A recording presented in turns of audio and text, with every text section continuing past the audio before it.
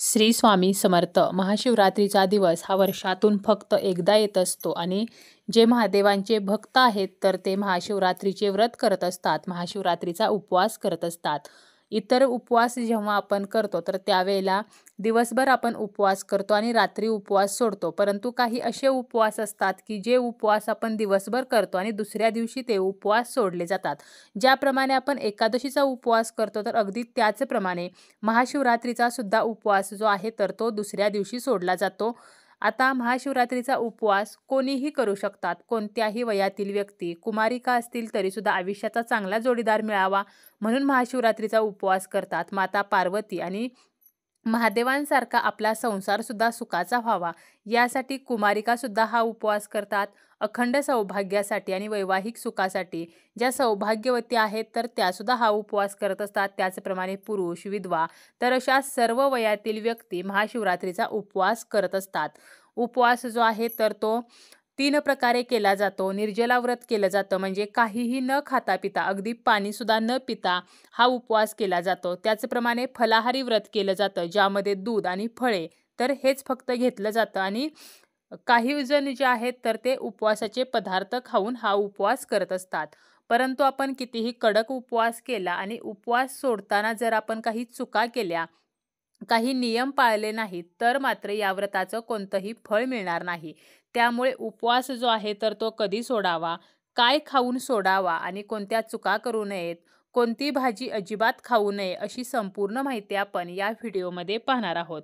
व्हिडिओला सुरुवात करणे अगोदर तुम्ही जर चॅनलवरती नवीन असाल आणि पहिल्यांदाच माझे व्हिडिओ पाहत असाल तर चॅनलला सबस्क्राईब करा. व्हिडिओ माहितीपूर्ण वाटला तर व्हिडिओला लाईक करा.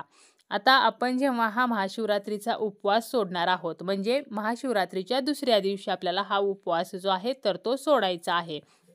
त्यावेळेला आपल्याला काय करायचं आहे तर आपण जेव्हा उपवास सोडणार आहोत तर त्या अगोदर आपल्याला 20 मिनिटे 1 ग्लास पाणी जे आहे तर ते प्यायचं आहे. कोमट आपल्याला पाणी घ्यायचं आहे आणि त्यामध्ये आपल्याला थोडं लिंबू पिळायचं आहे. म्हणजे कोमट असं लिंबू पाणी जे आहे तर ते उपवास सोडण्या अगोदर 20 मिनिटे प्यायचं आहे. आता हे का तर यामागे कोणतंही धार्मिक कारण नाही आहे, परंतु आपलं जे शरीर आहे तर ते उपवासामुळे उपाशी राहिलेलं असतं आणि आपल्या पोटाचा पीएच जो आहे तर तो सामान्य राहावा, तर यासाठी आपल्याला फक्त 1 ग्लास कोमट लिंबू पाणी हे उपवास सोडण्या अगोदर 20 मिनिटे आपल्याला प्यायचं आहे. त्याचप्रमाणे उपवास सोडताना आपल्याला जास्त जड अन्न जे आहे तर ते आपल्याला खायचं नाही. आता उपवास जेव्हा आपण सोडतो तर उपवास सोडताना आपल्याला कोणता पदार्थ खायचा आहे तर दही भात खाऊन हा उपवास काही जण सोडतात किंवा आपल्याला सात्विक जेवण जे आहे तर ते जेवायचं आहे. परंतु आपल्याला या दिवशी कॉफी जी आहे तर ती घ्यायची नाही, कारण उपवासाच्या दिवशी आपण कॉफी जर पिली म्हणजे अगोदर आपलं शरीर जे आहे तर ते उपाशी राहिलेलं असतं. त्यामुळे आपण जर उपवास सोडण्याच्या दिवशी कॉफी पिली तर हे शरीराला घातक आहे. शरीरातील आम्लपातळी जी आहे तर ती वाढू शकते, छातीमध्ये जळजळ होऊ शकते. त्याचप्रमाणे कोणत्याही प्रकारच्या डाळी, धान्य जसं की फुटाणे असतील, तूर डाळ, मसूर डाळ, हरभरा डाळ, मुगाची डाळ तर अशा ज्या डाळी आहेत तर हे खाणंसुद्धा आपल्याला शक्यतो टाळायचं आहे. तिखट, तेलकट, मसालेदार पदार्थसुद्धा खाणे टाळायचे आहे. त्याचप्रमाणे मांसाहार म्हणजे अंडी, मांस, मासे तर हे जे तामसिक अन्नपदार्थ आहेत तर हे आपल्याला चुकूनही या दिवशी खायचे नाहीत. उपवास सोडताना सुद्धा आपल्याला हे पदार्थ खायचे नाहीत, अन्यथा आपल्याला व्रताचं कोणतंही फळ मिळत नाही. आपण जेव्हा मांसाहार करतो त्यावेळेला त्याचे नकारात्मक परिणाम होत असतात, आपल्या कर्मावरती त्याचा नकारात्मक प्रभाव पडतो. त्यामुळे मांसाहार आपल्याला अजिबात उपवास सोडताना सुद्धा करायचा नाही. त्याचप्रमाणे जी काही आपण भाजी उपवास सोडण्यासाठी बनवणार आहोत यामध्ये कांदा लसणाचा वापर करायचा नाही. तसेच बटाटा खाणे सुद्धा टाळायचे आहे, कारण बटाटा जो आहे तर तो पचायला जड असतो. त्यामुळे बटाटा खाणे सुद्धा आपल्याला टाळायचे आहे. आता आपल्याला काही नियमांचं पालन सुद्धा करायचं आहे. तर उपवास सोडण्याचे कोणते नियम आहेत तर उपवास सोडताना आपल्याला तो अंघोळ करूनच सोडायचा आहे. उपवास जो आहे महाशिवरात्रीचा तो दुसऱ्या दिवशी सोडला जातो. त्यामुळे दुसऱ्या दिवशी आपल्याला सकाळी उठायचं आहे. सर्वप्रथम आपल्याला स्नान वगैरे करायचं आहे, स्वच्छ वस्त्र परिधान करायचं आहे आणि यानंतर आपल्याला पूजा करायची आहे आणि यानंतरच उपवास जो आहे तर तो सोडायचा आहे. उपवास सोडताना सात्विक अन्नपदार्थ खाऊनच तो सोडायचा आहे. अगोदर सांगितल्याप्रमाणे कांदा, लसूण, मोहरीचे तेल, तामसिक अन्न असेल, मांसाहार असेल तर ते पूर्णपणे वर्ज्य करायचं आहे.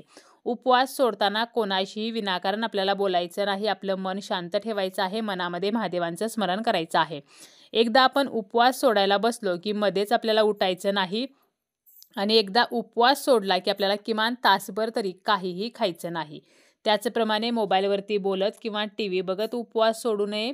कारण आपण बऱ्याच वेळेला मोबाईल हातामध्ये घेत असतो आणि एकीकडे उपवास सोडत असतो. परंतु टीव्ही असेल किंवा मोबाईल असेल त्यावरती बऱ्याच वेळेला निगेटिव्ह गोष्टी येतात आणि मग नकारात्मकता जी आहे तर ती वाढीस लागते आणि आपलं मन आणि शरीर तर यावरती याचा परिणाम होतो. त्यामुळे आपल्याला उपवास सोडताना शांतपणे तो सोडायचा आहे. मोबाईलवरती बोलत किंवा टीव्ही बघत तो सोडायचा नाही.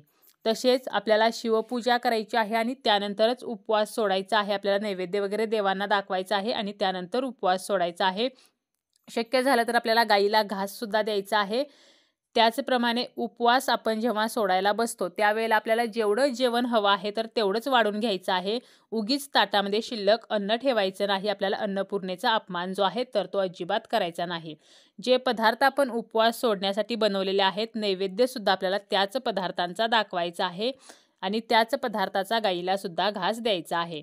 त्याचप्रमाणे एकदा आपण उपवास सोडला की दिवसभर आपल्याला जेवण जे आहे तर ते करायचं नाही. आपण चहा वगैरे घेऊ शकतो परंतु आपल्याला दिवसभर जेवण करणे मात्र टाळायचे आहे.